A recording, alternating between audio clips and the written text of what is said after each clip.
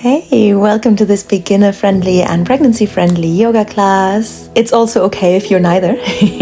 Just bring your hands onto the chest and stomach and feel your breath. Feel that coming and going of the breath, both in the chest and the stomach and everywhere around there. And remember, deep breaths doesn't have to mean very strong breaths, so keep them gentle. And then release the hands onto your knees. If crossing the legs is not comfortable, you can sit differently as well, but just start moving into the neck. Could be half circles, could be just a little bit of movement, chin going from one side to the other. And then from here, open up your chest to the left side with that right hand maybe on your left knee. And then other sides, just a nice gentle twist, open twist. Feeling your breath, as always. Hands back onto the chest and stomach, drop your left ear to the left shoulder and hold it there. And then slowly down towards the collarbone and up towards the ceiling. And the ear stays close to the shoulder. It's sort of the chin that guides its way up and down. And then bring your chin to the chest and up. Drop your right ear to the right shoulder and hold there for a little bit before you start that movement again. And slowly bring your chin towards the collarbone and raise it towards the ceiling. So it doesn't matter how high it goes, it should feel nice for you.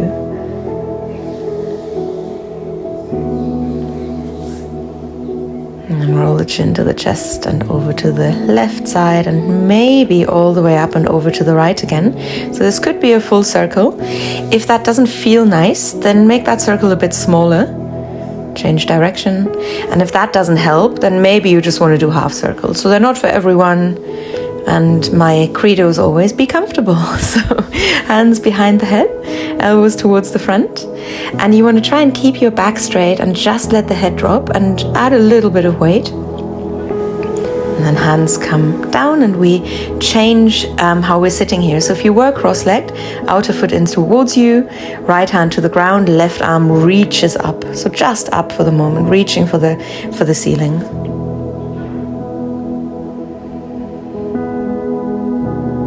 And then from here we go over to the right side. We make sure the neck is comfortable. So whatever that means for where your head is, where the chin is, could it drop? Would it go up and be happier there? And then release slowly and change sides. First just dropping the left hand to the ground and raising the right arm, just going for distance. And also feeling how that breath is so much stronger, strongly felt in the right side now. And then take it over to the left side. Still stretching laterally. And again, the head could drop. You don't have to look up. You don't have to look anywhere in particular. Just make sure the neck is comfortable. And release. Inhale and raise both arms. Reach them high. And look up to the ceiling. And walk your fingertips up towards the ceiling. Imagine a ladder. And push your elbows down on an exhale. Drop your chin to the chest.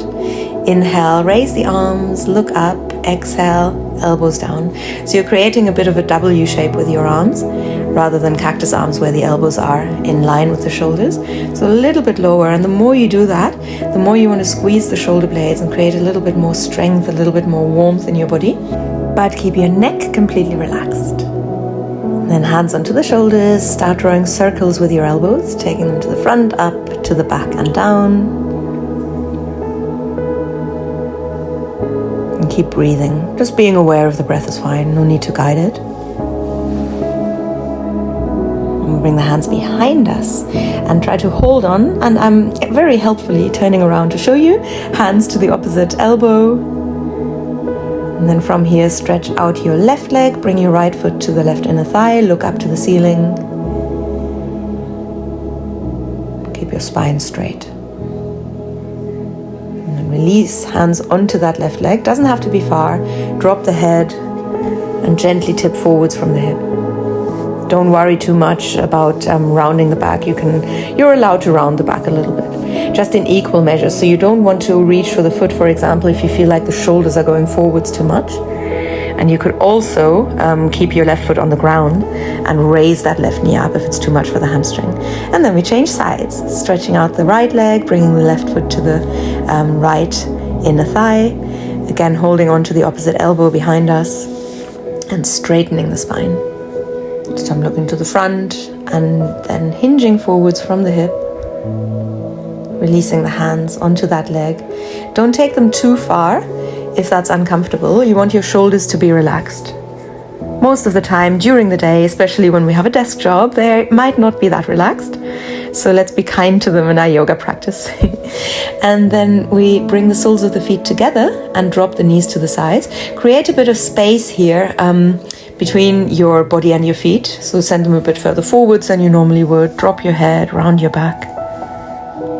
And it doesn't matter how low the knees go. That's completely up to you.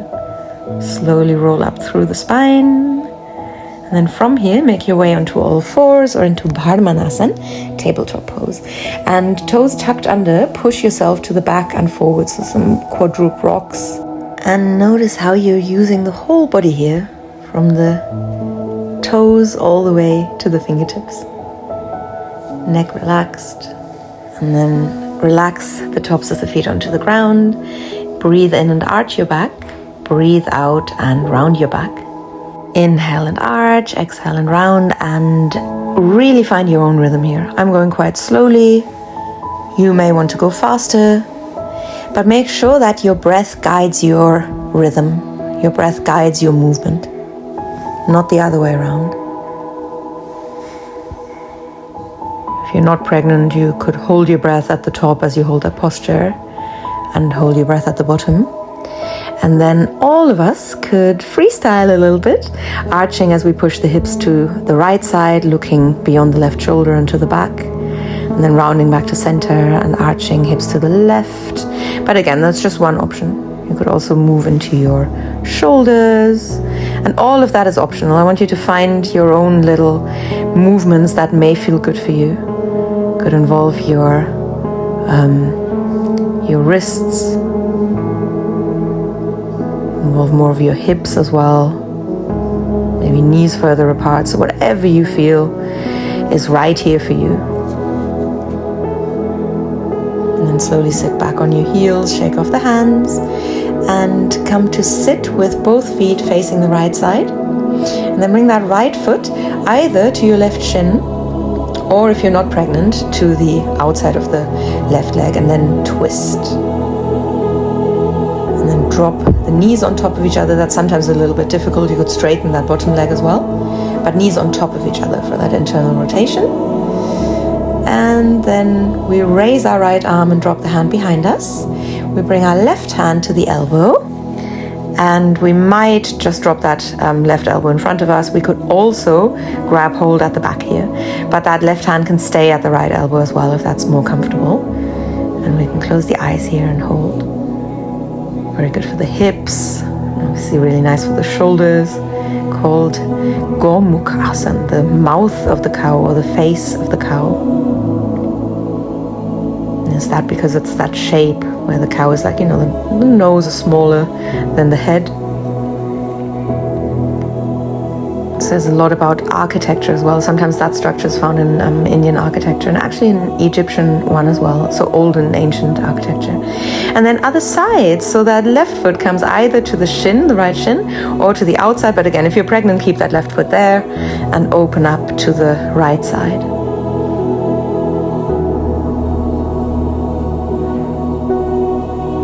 Back to the front, bringing the left knee on top of the right knee. And again, you can straighten that right leg. And you can wiggle a little bit here to get comfortable. Sometimes it helps to bring the hands to the front, raise the buttocks. And then left arm goes up and drops behind you. And we bind the hands behind us, or we just bring them in front of us here. Or the right hand can go to your left shoulder. So it needs to work for you. It needs to give you that feeling that you're actually stretching effectively. Very good for circulation in the legs as well, which if you are pregnant is quite important as you're getting on. Eyes closed so you can really tune into your breath. And just hold in comfort. Making sure you are comfortable is super important. I know I stress that a lot, but here another little reminder. And then release from here and bring the legs to the front, give them a little shake. And stretch the legs out, but bring the heels to the side. Flex your feet and raise the arms and drop forwards, creating a bit of space here, maybe rounding the back a little bit. Hands can come to the feet, but obviously it depends on you and your hamstrings and how that feels. Hands can come anywhere else as well. Head dropped, shoulders relaxed, and we come back up. And from here onto all fours again. Tuck the toes under and push the hips up into a lovely mountain, triangle, downward dog, whatever you want to call it. Start just gently paddling a little bit here, walking the heels into the mat one by one. And with that, you can bend one leg and drop the opposite hip. That sometimes feels nice for the back as well. And then roll forwards and drop your knees to the ground. Walk your hands a little bit further forwards and drop your chest towards the ground. So you want to bring the elbows in towards you rather than out to the side, so that you're using your tricep rather than your bicep. And then back up into Padmatasana, pushing the shoulders to the back, so lengthening the arms and the spine as well. And don't worry too much where your heels are, it doesn't matter. Then inhale, raise your right leg nice and high, and on an exhale, flex your foot and drop the heel to the buttocks. That's optional. If you prefer just keeping the leg up there, that's fine. On an exhale, step your right foot to the front and bring your left heel to the ground, and raise the arms and raise the torso into Warrior One. And we're going to start straightening that right leg and bending it. Aware of the breath.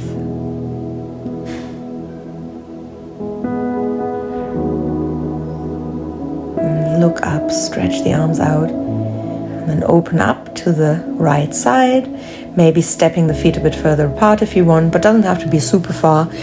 Check that your hands are in line with your shoulders, and then look to the front and stay and enjoy that longer hold. Just focusing on a spot in the distance, or look beyond your right fingertips. Then drop your right arm, raise the left arm, straighten the leg, and raise your right arm, drop the left arm as you come up and over to the back. So into a triangle and then into reverse warrior, dropping the right arm as you straighten the right leg, going up and over to the back as you bend into that leg. And obviously you can go deeper here, but there's no need for that. And then from here, one last reverse warrior, and then keep the leg bent and just drop your right arm onto the right leg and raise your left arm and send it to the front if you want for a deeper stretch into the side. Now, again, you could look up, you could look to your fingertips, but you want to make sure that your neck is comfortable. So adjust whatever you need to adjust here. And try to keep your shoulders on top of each other. We can always come lower with the torso, but we want that lovely alignment here. Imagine a wall behind you that you could rest against, but you're not. And then hands to the ground, right arm on the inside of the right leg, and bring that left knee just underneath your hip. And then from here, come up. So 90-degree angle. Drop your hands, palms together, just behind you here, and raise the shoulders. Could look up to the ceiling, and then engage your pelvic floor, so your mulban, so you're squeezing and then letting go, squeezing and letting go. And if you're not quite sure, just squeeze everything in that area. It's actually like holding a Wii. So that's my tip for today. And then release from here, hands on the inside of the leg, and that right leg goes to the back. And we tuck the toes under, push the hips up, back into that lovely mountain for the other side. Raise your left leg, and optional, drop that heel towards the buttocks. And on an exhale, step your left foot to the front, right heel to the ground. Doesn't have to be far away. And we inhale and raise the arms and straighten up. And again, we start that movement. We look up to the ceiling and then straighten the left leg and bend it. And as you keep straightening and bending, remember that it's not about how deep you go. It's just about that awareness of the body. We want to cultivate awareness of the body and everything that's going on inside of us, so that we're able to make better decisions, wise decisions. And then we slowly hold that left leg bent. Again, doesn't matter how much. Keep the spine straight. You don't want to feel a pinch in your lower back, so don't think that this is an arch. And then we open up into Warrior Two. So that right foot steps further back, or slides further back in my case. And we try to, so again, we check on the hands that they're in line with the shoulders. And we try to also give that left knee a little push out to the side so that it doesn't drop inwards. And to make that easier, we're making sure that the left toes are all facing the front. And then again, we're starting that movement, reverse warrior, and dropping that left arm, sending the right arm to the front as we straighten the left leg. So every time we come forwards and down, we straighten the left leg. Every time we go to the back, we bend that left leg. And what you're doing with the arms doesn't really matter so much. So it's the intention of the movement. You could bring that right hand behind you onto the left waist. You could bring it onto your right waist. You could bring it onto your right leg. Just that general movement of the torso going over to the back and back to the front and down. Again, how much doesn't matter. That's up to you.